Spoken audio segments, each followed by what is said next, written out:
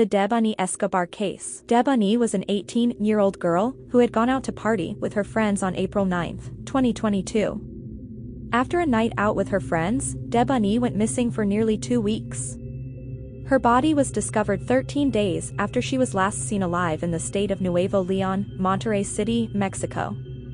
But before we begin, please like and subscribe to our YouTube channel for such amazing and informative videos. There is no better place to murder someone and get away with it. At least 10 women or girls are murdered every day in Mexico. Debanhi needed a ride because there was an altercation that occurred during the get-together. Her friends essentially kicked her out of the party because she was being problematic. Her friends called Juan David Cuellar, a supposed friend, who worked as a taxi driver. When Cuellar arrived at the party, Debanhi didn't want to get in the car or go home. They waited for a while before she asked him if she could charge her phone in the car. From there, they agreed to leave the party. She was sitting in the back seat. Cuellar said she transferred herself from the back seat to the front passenger side. He says she was not in control of herself. He continued to drive and asked for her address so he could take her home. She refused to give up her address. They continued driving but haven't yet reached the city limits. She began speaking about something that has to do with the truth.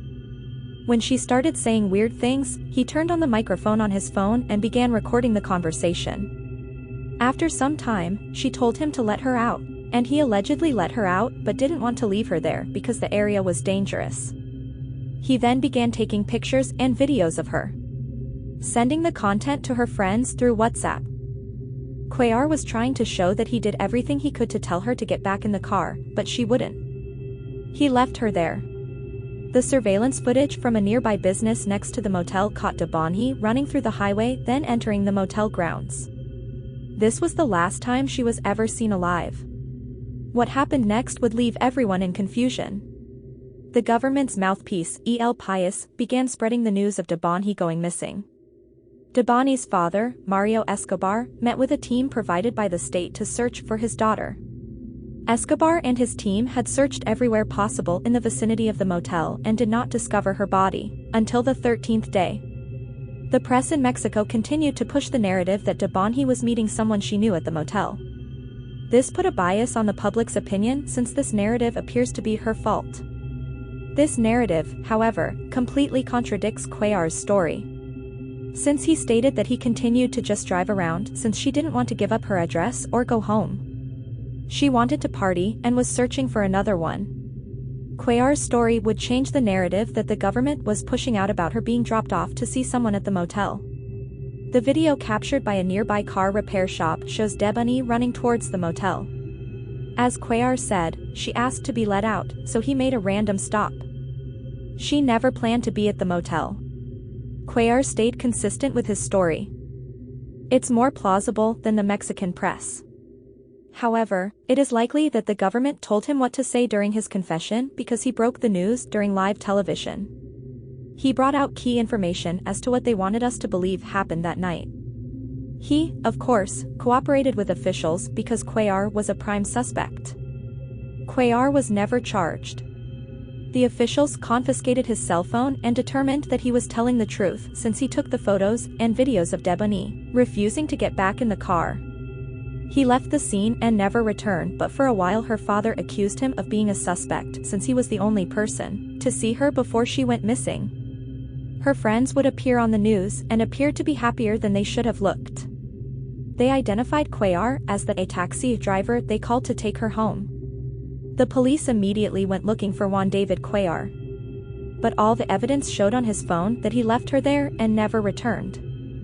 He only had a few seconds of her voice recorded. Cuellar's innocence is mere speculation, however. There is a possibility that he intended to head towards that direction and possibly forced her against her will to go to the motel. Which would explain why they stopped all of a sudden and why she stood there refusing. Then all of a sudden, she runs to the motel. He could have staged everything to appear as if he was innocent, which is why he was so diligent to document those final moments. Mexican authorities' history of negligence in gender violence cases. This year alone, 1,600 women have reportedly gone missing in Mexico, already half the number reported missing in 2021. And more than 16 of those who went missing this year have been found dead, including Yolanda Martinez, a 26-year-old who also disappeared in Monterrey this year. Activists and security experts have pointed to Mexican authorities' pattern of slow and ineffective investigations in these missing cases, and said officials tend to shame the victims or imply blame. Case in point, Escobar. Even though her body was eventually found, there were major flaws in the investigation, including failed search efforts. Police had searched the motel 4 times, even using drones and search dogs. It wasn't until motel staff complained about a foul smell that police found Escobar's body on the grounds. A shame campaign amid Escobar's death. The state prosecutor pointed to things like rebellion and a lack of communication among families as the reasons young women go missing, and said people go missing as a voluntary decision, not because of a crime. Sex trafficking victims are often more scared to leave their perpetrator because they would be punished physically or killed for attempting to break free. Traffickers often brainwash their victims, causing Stockholm Syndrome. Since there is no evidence, it remains a conspiracy what exactly happened to her that night. Was she killed that day, or was she alive and then murdered in the latter days of her disappearance? Think about it. It doesn't take 13 days for a corpse to begin stinking up the place. They searched the motel 4 times. Surely if her body was in the septic tank, the odor would have alerted the motel staff earlier. She might not have died there. There's the argument that because she was in a septic tank, that would delay the rotting. But it's all up for conspiracy. Everyone seemed to have moved on. The official statement by the Mexican government was, she accidentally fell inside the tank and died. This statement would be redacted later on as the autopsy revealed that there were no signs she drowned because no water was in her lungs. The autopsy revealed that she died before being placed into the septic tank, which makes more sense than the previous statement released by the officials. The autopsy also revealed that the cause of death was blunt force trauma to the head. Debanhi Escobar's results after conducting a second autopsy. Not only was Debanhi murdered, but she was also raped. Why was this not mentioned in the first autopsy? Nuevo Leon has been trending, as the state has the highest rate of femicide in the country. The prosecutor's office have made many promises to end this crisis. However, actions speak louder than words, especially when it's inaction. The state of Nuevo Leon, as well as the entire country of Mexico, are outraged and are spiritually tired from the grief they have to relive every time a woman goes missing. The case of Debanhi Escobar is so complex and organized that the department in charge of preventing organized crime either seems to be unfit for the job or, on the contrary, experts at their job. Debanhi Escobar had a closed casket funeral and was buried shortly after. This should be where the story ends. But a week after she was buried, the government decided to investigate the case and asked if they could exhume her corpse since the officials who first gave the autopsy didn't check for any signs of rape or didn't document it. The private autopsy the family paid for revealed that she not only was murdered, but she was raped. In Spanish, it translates to English as, she had severe sexual relations. Why can't the government just leave it alone? What are they expecting to get? Answers and clues?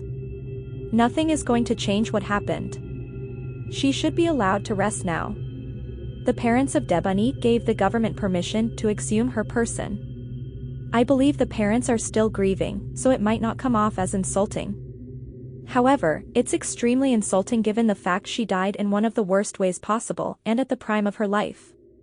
It's very serious and lamentable, Estrada said of Escobar's case, but that has been the pattern in recent years. Disappearances become crimes like feminicide. Nor is the problem limited to Nuevo Leon. Authorities in another border state, Sonora, have so many disappeared women that state prosecutors there announced they are sending mobile labs to 3 cities to collect mass DNA samples from relatives of the missing to help identify bodies found there. That view was disputed by Maria de la Luz Estrada, of the activist group National Feminicide Observatory, who said it has become a depressing pattern that when women disappear, they turn up dead. The range of age of most of the women who disappear is from 14 to 25, but it's not due to a crime, but rather is a voluntary situation. DNA samples from relatives of the missing to help identify bodies found there. Any day now, her body will be exhumed.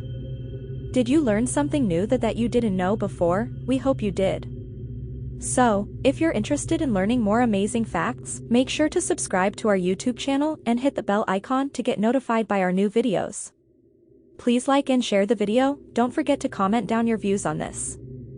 Thanks for watching till the end.